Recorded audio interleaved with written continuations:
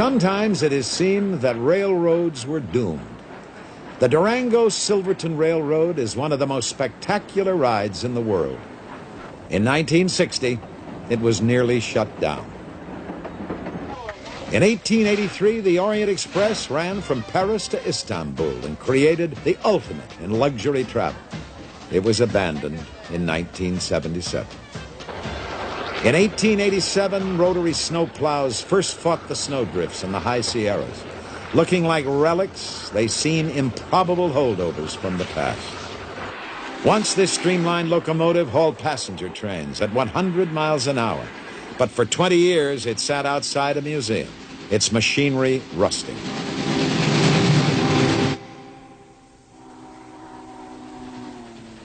Yet today, these trains still run the rails.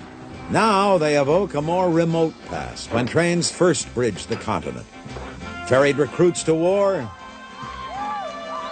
provided celebrities with an opportunity to be seen and a chic way to travel, gave a mobile campaign platform to politicians, and offered a refuge for hobos. Train tracks disfigure the countryside. Trains assault the senses with brutal noise and begrind the air. How then account for the multitude of people who love trains? You're actually running a train. You just can't get enough. I don't know, maybe I'm just a junkie for trains, but that's about it. I bought a caboose back in the 50s because I was busy riding trains in the 50s, and suddenly I read in the paper one day where trains were going to go out, all passenger trains would be taken off. And I knew unless I got a piece of the train, I would never be able to ride on the train again. So that's when I bought my caboose and put it in my yard.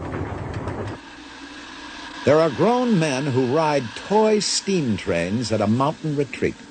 There are train buffs who choose to ride through South America's Andes on a baggage rack.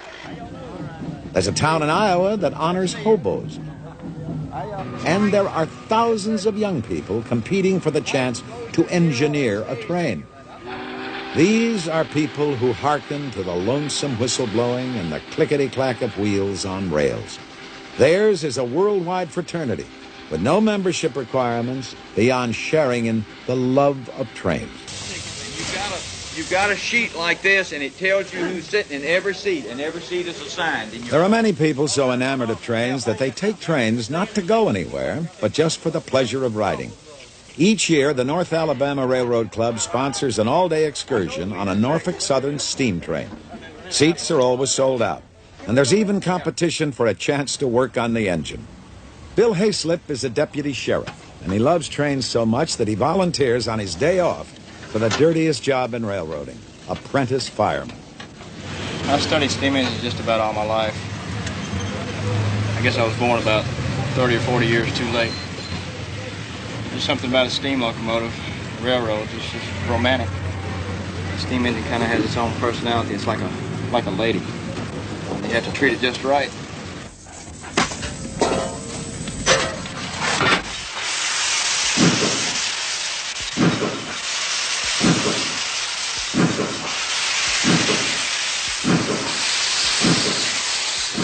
Steam engines evoke a special affection. Though inanimate objects of iron and steel, they seem to breathe with the fire of life. This day, the train will run to Chattanooga, Tennessee, evoking cherished memories of a popular song. Pardon me, boys, is that the Chattanooga choo-choo? Yes, sir. Track 29. Boy, you can give me a shine. Can you afford to board the Chattanooga choo-choo? I got my fare and just a trifle to spare. There's gonna be a certain party at the station, satin and lace. I used to call funny face. She's gonna cry until I tell her that I'll never roam. So Chattanooga choo-choo, won't you choo-choo me home? Take me home. I've often wondered if I was maybe one of those people that had trains in my blood or something, you know. Some people have alcohol, I have trains. And I spend all day in Birmingham just to see the 2 trains go through town. My wife thinks that's crazy, but, you know, it's a thrill for me.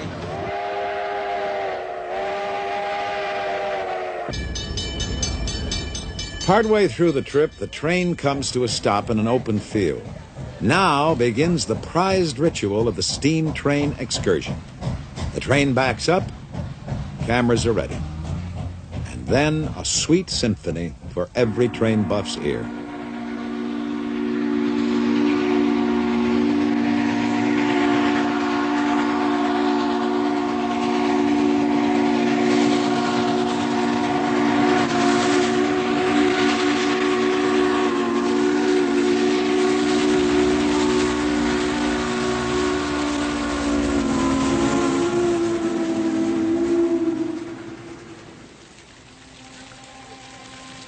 The train station in Chattanooga has been transformed into an entertainment center. When the train returns to Huntsville, Dr. and Mrs. Loney Lindsay stay on in Chattanooga for dinner in a refurbished diner. They remember another train trip long ago. We got on the train in Tuscumbia, Alabama, and we went to Chattanooga. Went up to the courthouse, and we got married. And that was 55 years ago, and we've had a very lovely marriage so far. And here 55 years later, we do that same stunt over again. The most popular rooms at the Choo Choo Hilton Hotel are old train cars, a nostalgic setting for recapturing fond memories.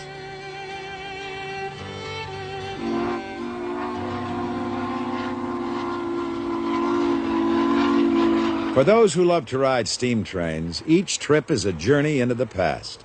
In the beginning, steam engines were at the center of the Industrial Revolution, which could not even begin until mankind learned one crucial trick: how to transform heat energy into motion. In the 1st century AD, the Greek scholar Harrow of Alexandria invented steam jet propulsion. Harrow's ingenious device remained a toy until 1712, when Thomas Newcomen developed the first successful steam engine. Newcomen's engine was used to pump water out of coal mines. 100 years passed before the first British-built steam locomotives took to the rails. Soon the public everywhere crossed the threshold of a new age as horses were replaced by the latest locomotive invention. Today, these early engines can usually be seen only at museums, where they seem as distant as dinosaurs. The John Bull is the oldest operable steam engine in the world. To mark the 150th anniversary of its first American trial, the Smithsonian Institution brought it out for a run along the Chesapeake and Ohio Canal. People who loved trains dressed up for the occasion and gathered from miles around. Many had never heard the hoot of a steam whistle or the screech of brakes.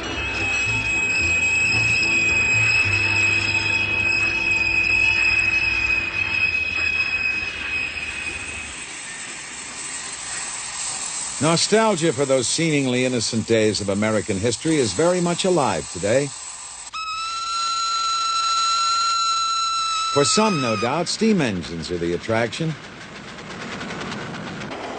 For others, perhaps, it is the appeal of travel. Or could it be that so many share the romantic notion of growing up to be an engineer? These trains are called live steamers. Seymour Johnson loves trains so much that he donated land and equipment for a miniature railroad at his home in Montecito, California.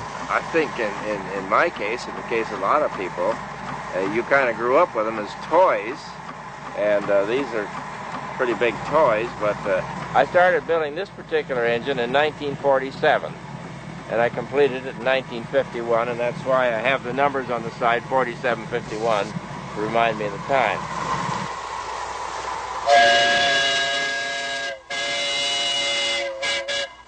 Johnson and the local members of the Goleta Valley Railroad Club spent 17 years building their line. Today, they test their engines on more than a mile of track.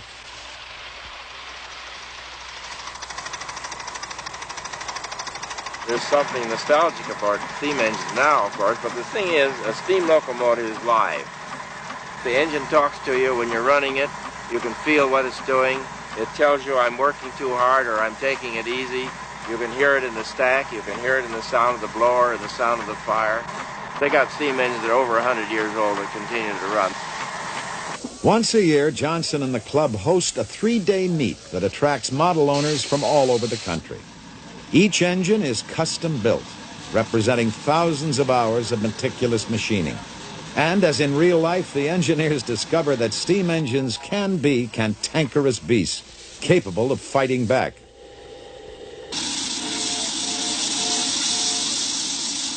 Well, this is a 2.5-inch scale, narrow gauge locomotive built to run on 7 1/2-inch track. We're trying to duplicate exactly the kind of engine that the Colorado and Southern used back in the years of 1890 through 1936.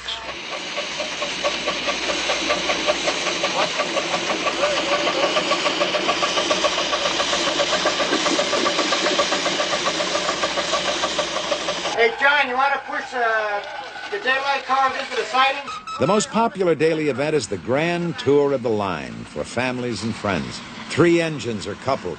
Together, they are pulling 6 tons of engines, cars, and passengers. We now have 14 cars. Mostly they're freight car type because people are way out of scale. This train is 1/8 full size, but people aren't. So if you put them in a passenger car, you can't put a roof on. But if you put them in a freight car, the sky's the limit. Many of those who build and enjoy riding live steamers can still recall the old days when steam engines ruled the rails. The halcyon days of steam and rail began after World War I. The big boy of the 1940s was driven by 4 pistons that powered 6 steam drive wheels. It was the largest steam engine ever built and could pull a train 5 miles long.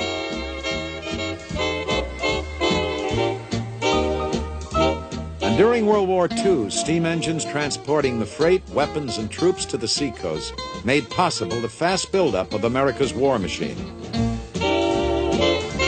In the 1950s, steam gave way to diesel, and rail companies competing for passengers promoted streamliners as the chic way to travel.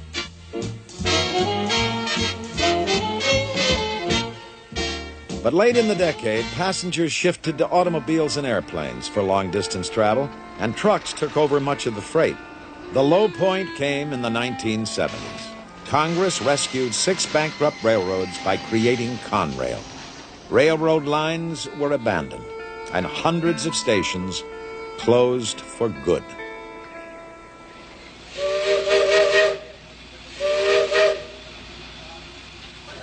Although Americans seem to lose interest in passenger train travel, some countries maintained their trains as national treasures.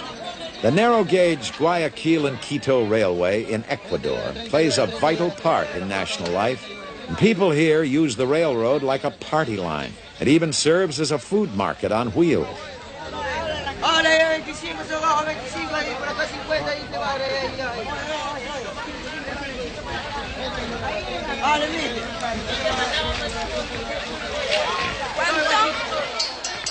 Train buff and writer Carla Hunt has traveled throughout South America on trains. The Guayaquil to Quito run draws her back as the most exciting in South America. A train buff's dream, an American-built Baldwin engine, a relic from 1900, begins a 2-day climb from sea level to over 11,000 feet in the Andes. Passengers have a choice of 3 classes. Second class costs $1.60. First class cars sport padded seats for $2.10. And local vendors offer lunch on brown paper.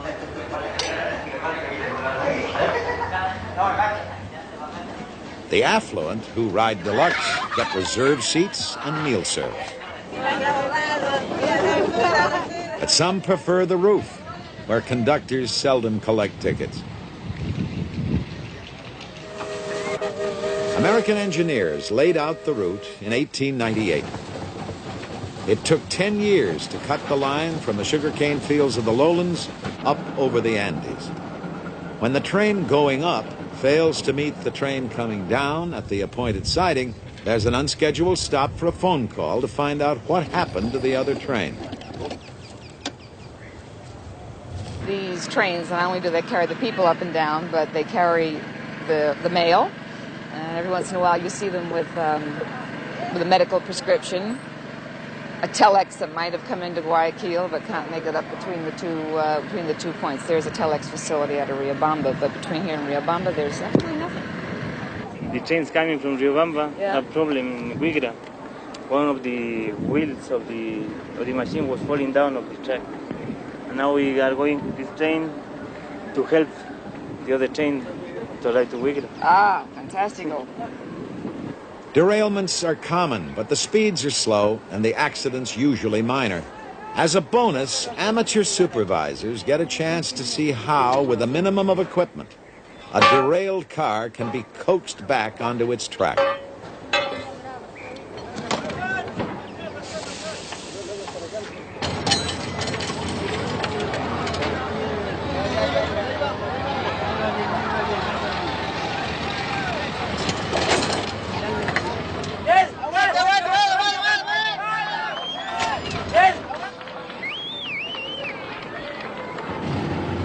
After a change of engines, the train climbs into the mountains once again. In the early days of the American West, railroad builders often resorted to zigzagging switchbacks to gain altitude. On this line, a famous switchback is still in use. The train has proceeded as far as it can up the valley. Now it switches to another track and backs up the side of Devil's Nose, giving passengers on the rear platform a front-end view.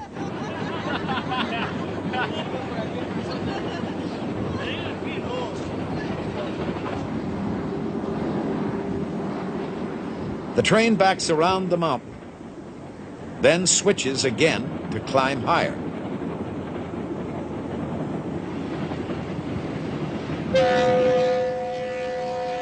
Going forward again, the train has climbed 300 vertical feet up the side of the mountain.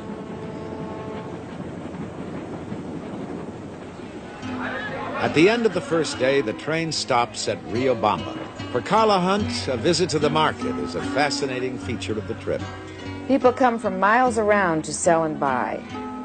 You see things in this market you won't see anywhere else in Latin America.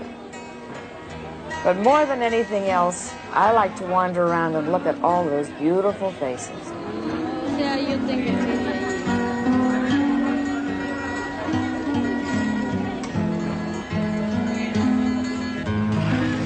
From Riobamba to Quito, the train is really a bus on rails. There are seats inside, but for hardy train buffs like Carla Hunt, there is a much more exciting vantage point. The place I like to ride is up on the luggage rack on top. That's the best sightseeing seat in South America. To go through the mountains and to climb over the two ranges of the Andes, to go through the beautiful upland villages, with all the wild changes of weather en route, there's nothing in the world like it. Clouds shroud the peaks of the Andes as the line climbs high through cuts in the mountains, and then descends to Ecuador's capital, the Spanish colonial city of Quito, to bring to an end one of the world's most extraordinary train rides. In the United States, another spectacular train ride inspired one train buff to take dramatic action. The line from Durango to Silverton, Colorado was threatened with abandonment in 1960. Charles Bradshaw, Jr., a Florida citrus grower, rescued it in 1981. Like many a town in the Old West, Durango was created by a railroad. The Denver and Rio Grande chose the site, laid out the streets, and sold lots around the depot.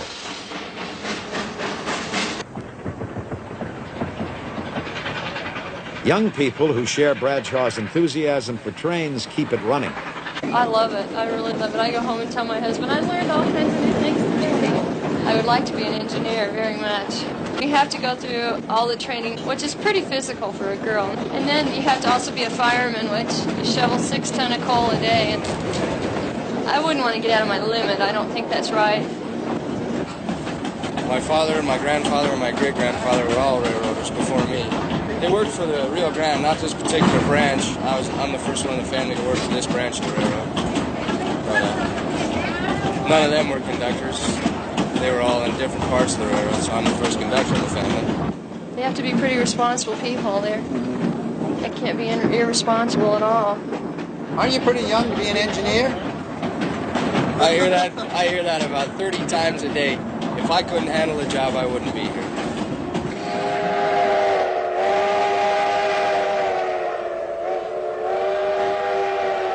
Silverton is only 45 miles from Durango, but to get there, the train must climb almost 3,000 feet. In the 1870s, huge discoveries of ore were made in the mountains surrounding Silverton. But there was no economical way to get the ore out. The railroad made the mines profitable. The ore is now removed by truck. The traffic has changed. But the town still prospers, mining tourist dollars.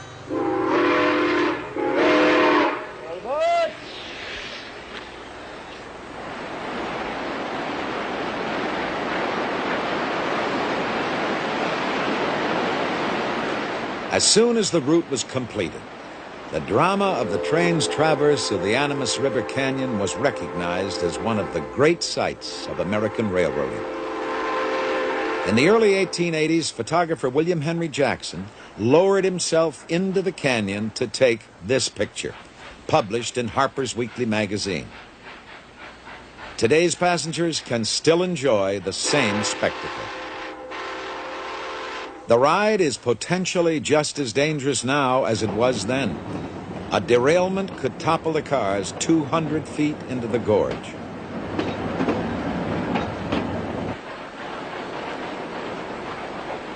An extraordinary train run has been preserved because of the dedication of one man and the delight that more than 100,000 people a year take in supporting the line.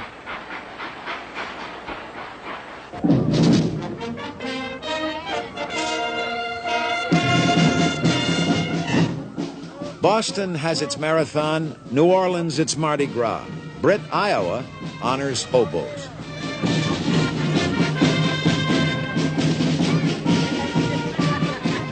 Once a year, this small town invites hobos from all over the country to drop by for a visit. The get-together largely attracts those who have retired from actively riding the rails and can now look back on their former ragtag wanderings with nostalgia. Hobos were not always so honored. Hoboing began during hard times after the Civil War, and in the Great Depression, the desperate once again took to the rails. Sometimes railroad police threw them off moving trains. Others jumped rather than face the reception they received when caught crossing state lines. If we are to protect the public of Southern California from the indigent transient class, they are coming here at this time not for the purpose of securing work, but for the purpose of living on relief, stealing, or begging. Where's your home? Chicago. You ride a freight all the way from Chicago? Yes, sir. Well, you can ride them back, too, or any way you can to get back. We're going to see you over the state line. And don't come back to California until you can come in like a man.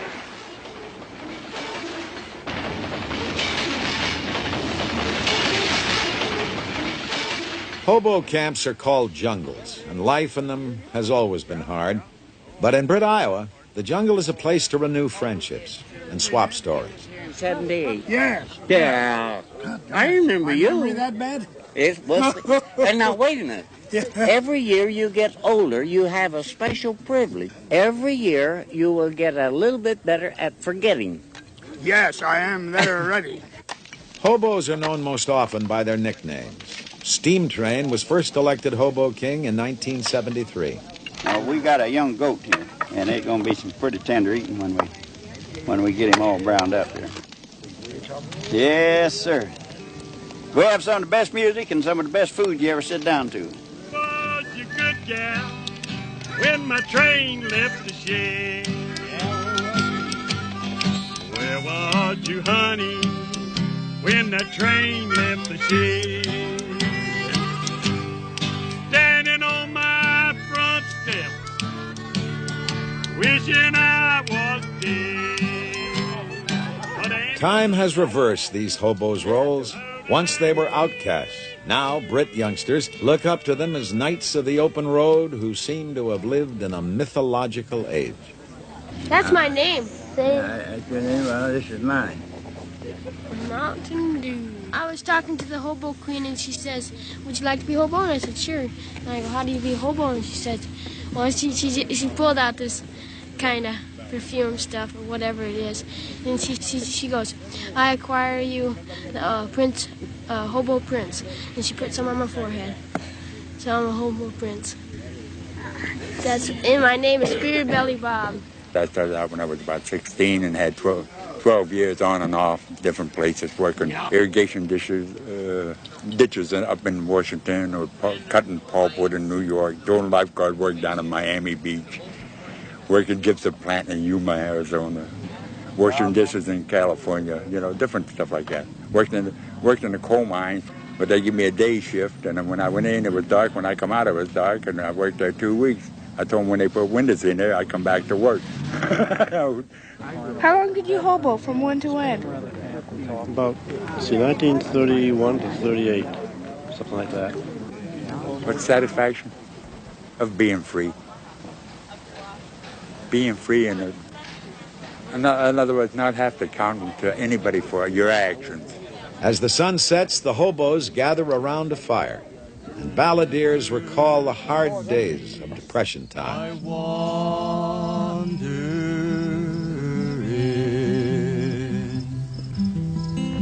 Ashes to ashes, dust unto dust. If the railroad doesn't get you, then the bread lines must. And it looks like I'm never gonna cease my wandering.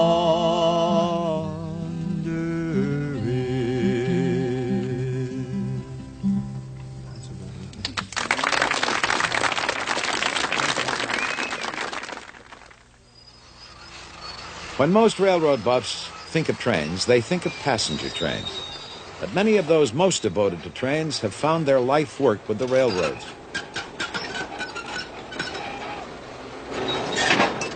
Whether they maintain the tracks or work on the trains themselves, the big business for them is freight, moving everything from coal to lettuce. And although much of the public thinks railroads are a dying industry, in fact, they are thriving. Deregulation has permitted them to abandon money-losing lines, and new techniques, like piggyback hauling of truck trailers and containers, attract new customers. The mass market shipping of fresh produce by rail enables farmers in California to sell lettuce to buyers 3,000 miles away. Lettuce harvesting has become an assembly line operation. Cutter, packer, sprayer, box closer. Today's lettuce that we've got is probably the best we've had in about a week and a half. It's 54 to 55 pounds, absolutely clean. Derek Dridivanis is sales manager of the Admiral Packing Company in Salinas. He sells lettuce by the carload to buyers all over the country. Just call us back with that order, will you? You know, the one you got in your back pocket. A refrigerator car holds 30,000 heads of lettuce. This one is bound east for New York City. The morning after the lettuce is picked, the Admiral lettuce car has been joined to a 50-car train called the Salad Bowl Express. 5 Southern Pacific engines are needed to pull the train over a 7,000-foot high pass in the Sierra Nevada mountains.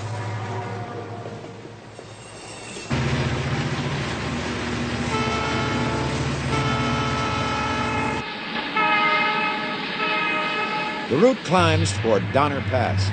On average, 35 feet of snow fall here each winter, and avalanches have obstructed travelers as long as the pass has been used. In November 1846, blizzards trapped the emigrant Donner Party here. 35 died of starvation and exposure. Some survivors resorted to cannibalism. In the spring of 1982, 10 feet of snow fell in 12 days in the High Sierras. Southern Pacific stopped all trains across Donner Pass. Diverting traffic cost $100,000 a day. Snow fighters tried to keep the lines open with spreaders, snowplows that pushed the huge drifts to the side.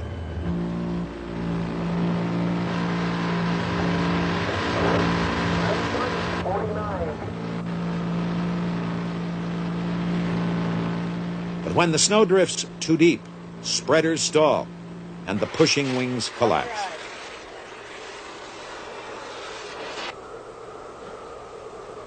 The nerve center of the railroad's fight is a community of houses and offices connected by tunnels, so buried in snow that it is called Mole Town. Here, 100 men and women work day and night.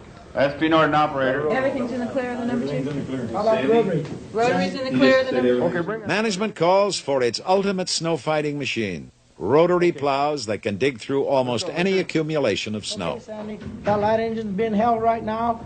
The rotary is going on down to the other end of the site.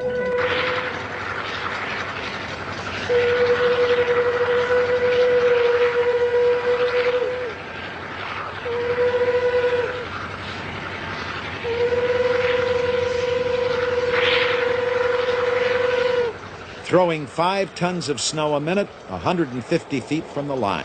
The rotary can literally dig a trench deeper than itself.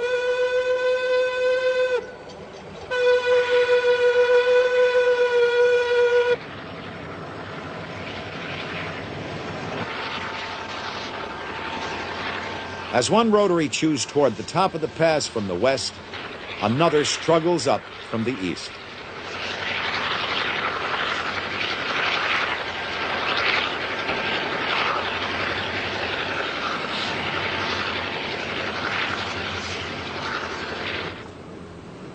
The first train comes through.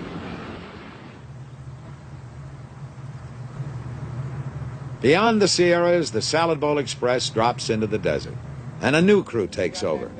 On the long, straight runs, there's time for shared stories and for trainmen to enjoy the camaraderie, which is part of the attraction they feel for their work. I don't think it's dawned on me yet that I've had a kid. Still in shock from it. Went in Sunday night, had it Monday morning. Last couple days been pretty busy for me. I was lucky. Generally, the railroad doesn't allow you to be in town. They keep you away from home quite often. So I was pretty lucky to be home when it happened. In 1950, I was on a high-speed perishable train, and a passenger train came out of a side track in front of us. We hit him head-on about 52 miles an hour. The engineer on the other train was killed. I'm very lucky to be here. Ain't that scared me?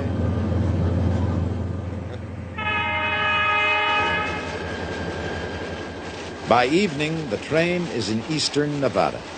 The next morning, now with a Union Pacific engine and crew, the Salad Bowl Express climbs toward the Continental Divide.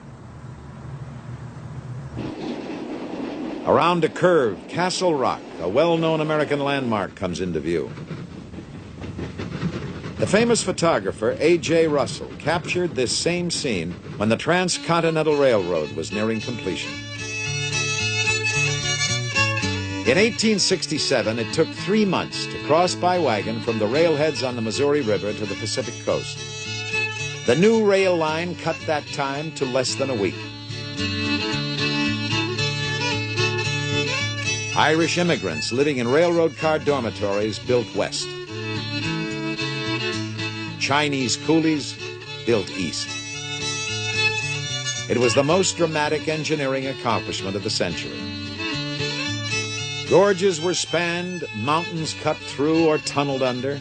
An army of workers fought summer heat and winter snow at a cost of uncounted lives.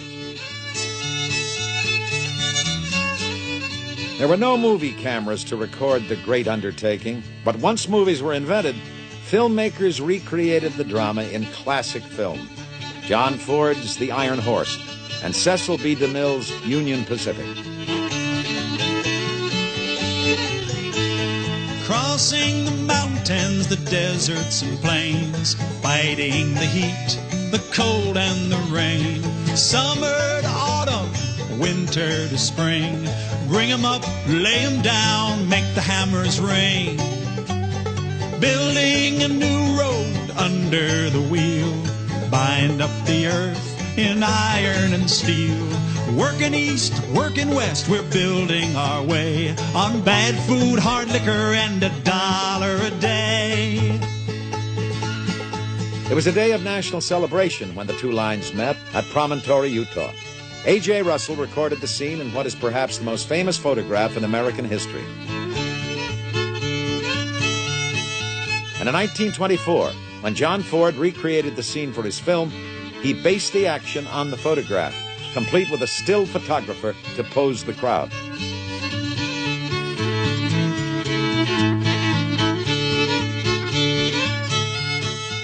The joining of America's East and West by rail is even more important today.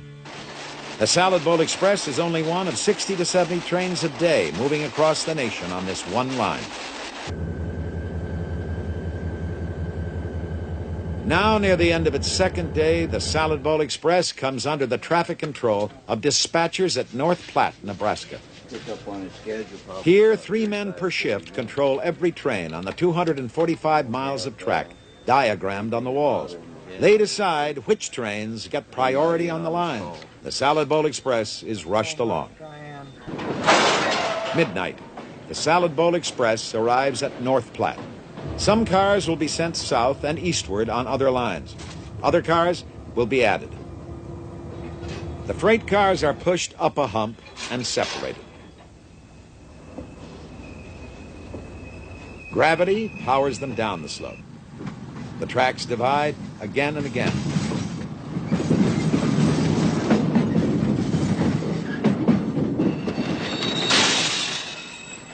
Automatic sensors weigh the cars, and retarders brake them. There are 221 miles of track in the yard, and as many as 5,000 freight cars at a time.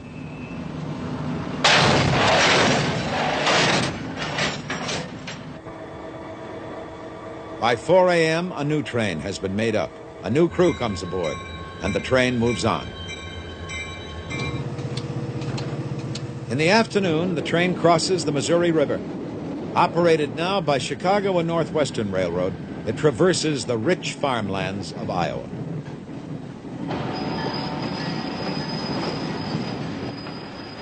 The next morning, the train is in Chicago. Marshalling yards like this one are dangerous places. You have to watch for cars coming from both directions. There could be debris sticking out of a car. Try not to get caught in a situation where you have trains moving at high speed in both directions on each side of you.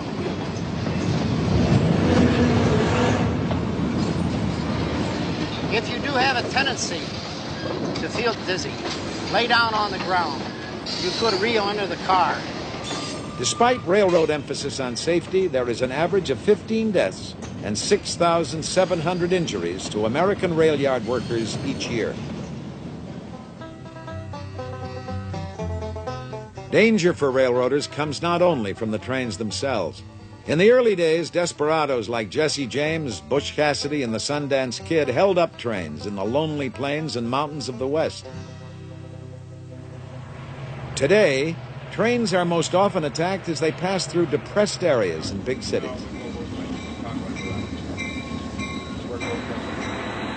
We had one conductor, they got in with a gun and robbed him at Park Manor. And that's just a few things that we go through out here. Everybody thinks we got such a swell job. We have our ups and downs too. And this is our most dangerous spot of the trip. They put different articles in the tracks to derail us. They put old tires so they'll break the air hoses in two. They'll throw beer bottles, anything they can get their hands on. We've been shot at. They shot at me 5 times through the caboose windows. I got pictures of the hole. It was either a 38 or a 45 because it put big holes in the plexiglass. Sometimes they do it to rob the train. They break us in two to rob us so they can take things off with it. And on the cabooses they have this plastic glass. Yeah, I know all about it. He's going to throw. No, he's not either. Well, we go through this every day. It's nothing new to us. The many dedicated men and women who are drawn to railroad work also live with the danger that goes with the job. The Salad Bowl Express rolls through the heartland of the industrial Middle West.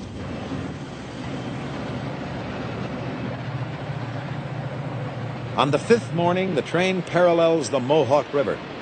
Now under Conrail control, it follows the same route taken in 1825 by the Erie Canal.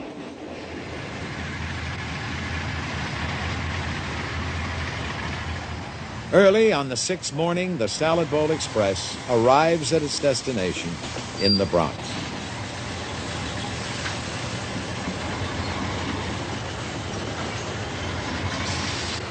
Oh, Mongo, 1, 2, 3. I'm gonna climb the Mongo tree. Mongo. 10 carloads of produce are unloaded at Hunts Point Terminal each day. A carload of lettuce from Salinas has been bought by the Armata family, wholesalers who in turn sell to markets and restaurants. Beautiful box of lettuce. And as my father would say, it talks to you. As soon as you open up the box. It has been 7 days since the lettuce was picked. It took 4 railroads and the involvement of 1,000 men and women to move it across the country. 500,000 people work for the railroads in the United States. In one sense, theirs is just a job, but it is an essential job. Moving the grain, steel, coal, automobiles, perishables, even the lettuce for a PTA luncheon in Baldwin, Long Island. Traditionally, little boys were given model trains for Christmas, and captured by a dream, many grew up wanting to become an engineer. The reality today is not far different. For a new class of 23 engineers, the Long Island Railroad had 2,000 applicants to choose from. All right, to get the train moving, I need the reverser and forward. This position. This is your throttle. Power 1 to 8 notch. All right, 1 whistle. Dave Decker, senior instructor, has been an engineer for 14 years.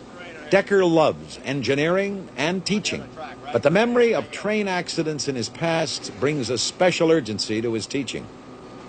Engineering used to be a man's job, but federal affirmative action guidelines give Vita Zamboli, a former secretary, an extraordinary opportunity to join an elite group of railroad employees. Where do we run at? I can teach an engineer how to make the proper brake application and accelerate, decelerate. That's the easy part. My most difficult responsibility is to instill into an upcoming engineer that they have monumental responsibilities. There is no margin for error. Not when you're dealing with 1,600 people behind you. Hopefully, I can bring this across to these upcoming engineers. Are you relaxed?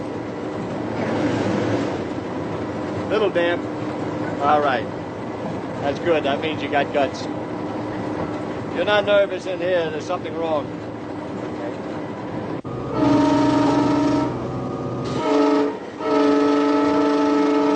How do you feel? Think you're coming in strong? As she brings the train into a station, Vita must learn the right timing, how strongly to apply the brakes so as not to stop too soon or overrun the station. Okay.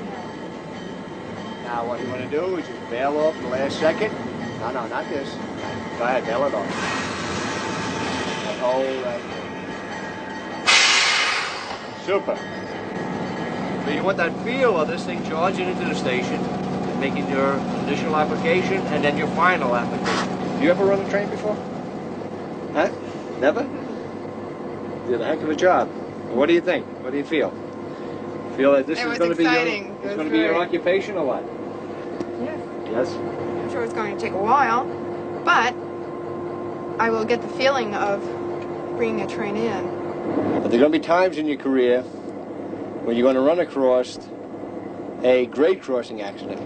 But traveling along at 65, a car comes around the gate or through the gates. It's not a thing you can do.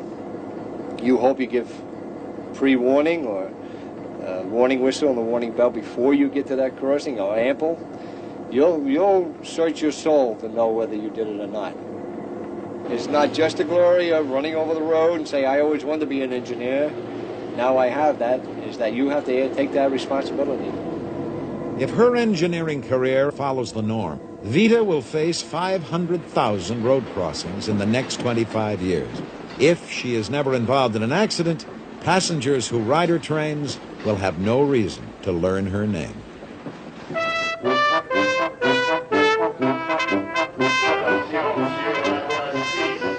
There are many great train rides around the world, but not one can match the aura of elegance, mystery, and romance surrounding the name Orient Express. It ran for almost a century until its demise in 1977. Now, two men have revived the historic run to Istanbul. Albert Glott bought the 1920s vintage cars and lovingly refurbished them. Sometimes, you have to do everything on the train. T.C. Swartz chartered the cars for those who could afford to recapture the glory of rail travel in its heyday. We could give them, and then how to surpass it. People's idea of luxury is a little bit different than maybe what it actually was. So what we're trying to do now is to give them more luxury than they had in the past, in fact, to make it the ultimate trip. I can't believe it. Oh, it's marvelous. There will be 98 passengers on this trip, each paying a modest $5,000 one way. I think the dogs are great. Great, but you're dating with them. Yeah, but I can't see them sitting in the dining car. Some passengers, like actor Hal Linden and his wife, stage an arrival in the grand tradition, harking back to the aura of a princely trip. Original inlaid wood decorations and Lalique molded glass reliefs still decorate the cars. Names of the countries the Orient Express passes through, Austria, Hungary, Romania, Bulgaria, ring with romance. Memories of mysteries like Murder on the Orient Express surround the passengers with an atmosphere of champagne and dreams. Well, my name is Otto, and I'm supposed to play the piano all the way to Istanbul.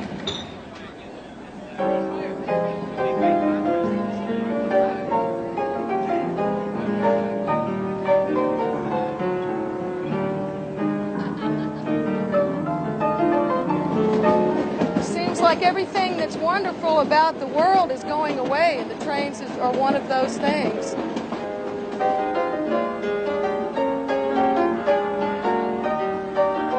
Kim Vosper and Kyle Collins advanced the date of their wedding so they could make this their first trip together as a married couple.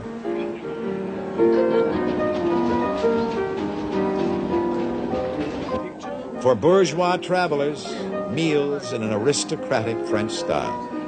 The ultimate temptation for those who count calories.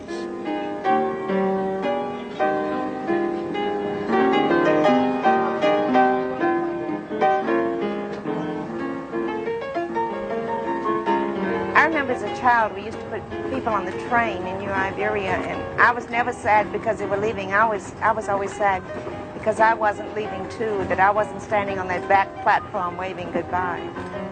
I think I was 6 or 7 when I took my first train ride. From that time on, I think I fell in love with trains. And when I heard that you could spend 4.5 days on a train, that sold me on this trip. The train cruises Europe like an ocean liner. Gypsies play, as they did on the first run of the Orient Express. In the evenings, there are gala 7-course dinners. And occasionally, the train waits as passengers are bussed to the entertainment. A champagne tasting at the 150-year-old cave of Mum's Winery in France. And just as on its maiden voyage, there is a festive reception in Budapest.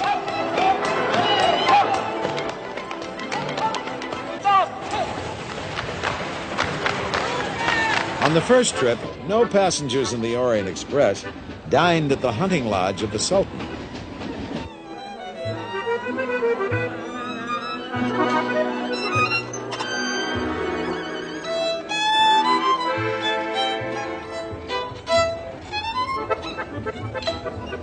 It is an express journey to the sun. But the high point for many comes in Vienna, where the Vienna Boys Choir is only part of the entertainment.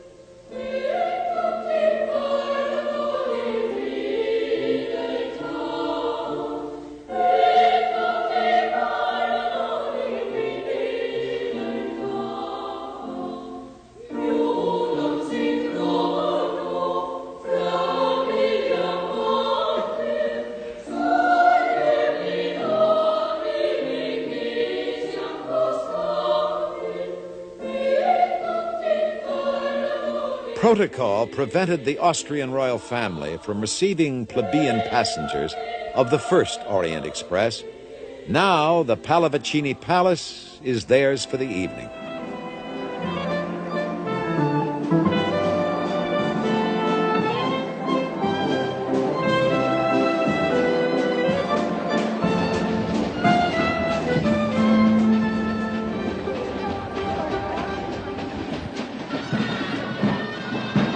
And finally, the end of the line, Istanbul, Turkey, where passengers get the red carpet treatment, Oriental style.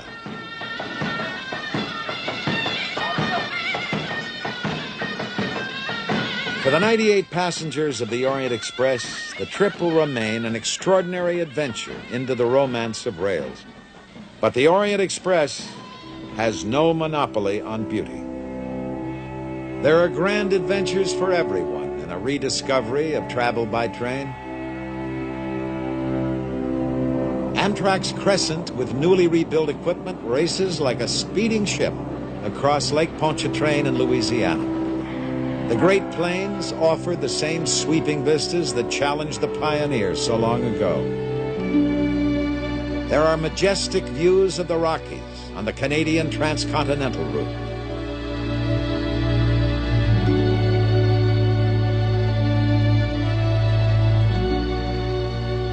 The San Diegan is a beachcomber from Los Angeles to San Diego.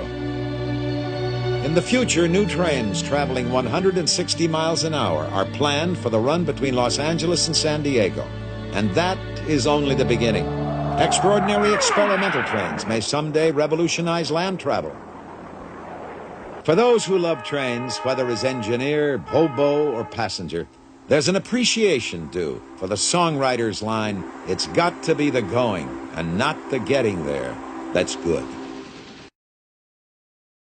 There's gonna be a certain party at the station, satin and lace.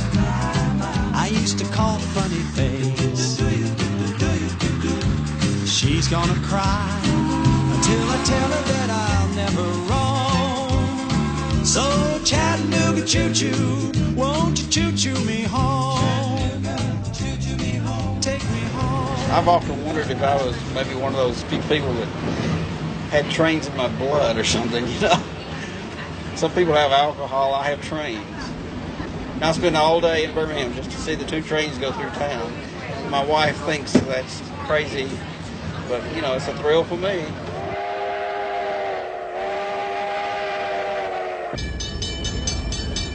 Partway through the trip, the train comes to a stop in an open field. Now begins the prized ritual of the steam train excursion. The train backs up, cameras are ready. And then a sweet symphony for every train buff's ear.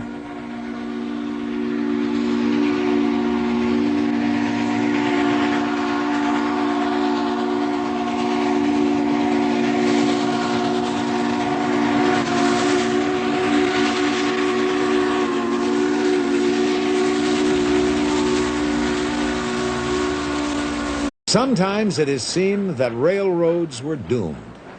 The Durango-Silverton Railroad is one of the most spectacular rides in the world.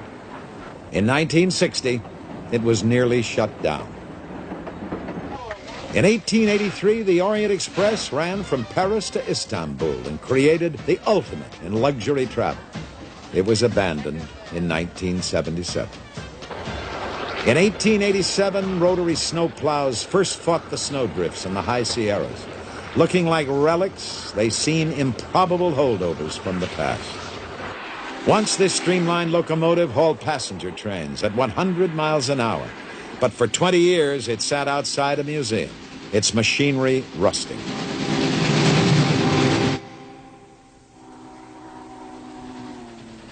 Yet today, these trains still run the rails. Now they evoke a more remote past, when trains first bridged the continent. Ferried recruits to war, provided celebrities with an opportunity to be seen and a chic way to travel, gave a mobile campaign platform to politicians, and offered a refuge for hobos. Train tracks disfigure the countryside. Trains assault the senses with brutal noise and begrime the air. How then a petition for a chance to work on the engine? Bill Hayslip is a deputy sheriff, and he loves trains so much that he volunteers on his day off for the dirtiest job in railroading, apprentice fireman. I've studied steam engines just about all my life. I guess I was born about 30 or 40 years too late. There's something about a steam locomotive, railroads, it's just romantic. The steam engine kind of has its own personality. It's like a lady. You have to treat it just right.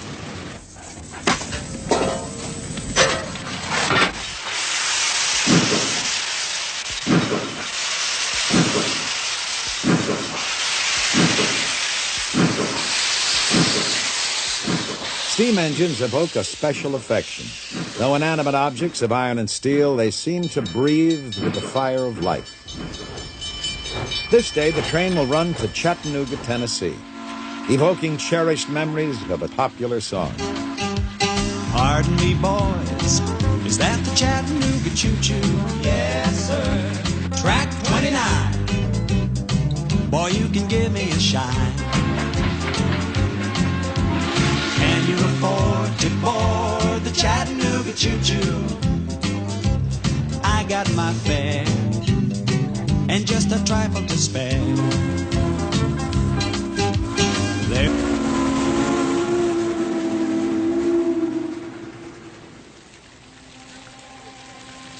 The train station in Chattanooga has been transformed into an entertainment center. When the train returns to Huntsville, Dr. and Mrs. Loney Lindsay stay on in Chattanooga for dinner in a refurbished diner. They remember another train trip long ago. We got on the train in Tuscumbia, Alabama, and we went to Chattanooga.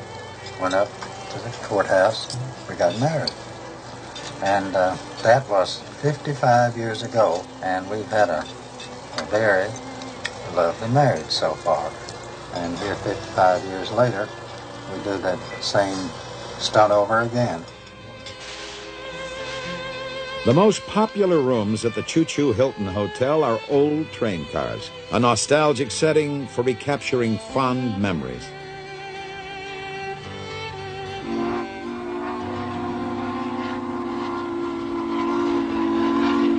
For those who love to ride steam trains, each trip is a journey into the past.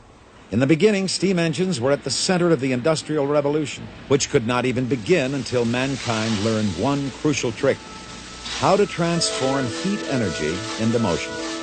In the 1st century A.D., the Greek scholar Hero of Alexandria invented steam jet count for the multitude of people who love trains. You're actually running a train. You just can't get enough. I don't know, maybe I'm just a junkie for trains, but that's about it. I bought a caboose back in the 50s because I was busy riding trains in the 50s, and suddenly I read in the paper one day where trains were going to go out, all passenger trains would be taken off.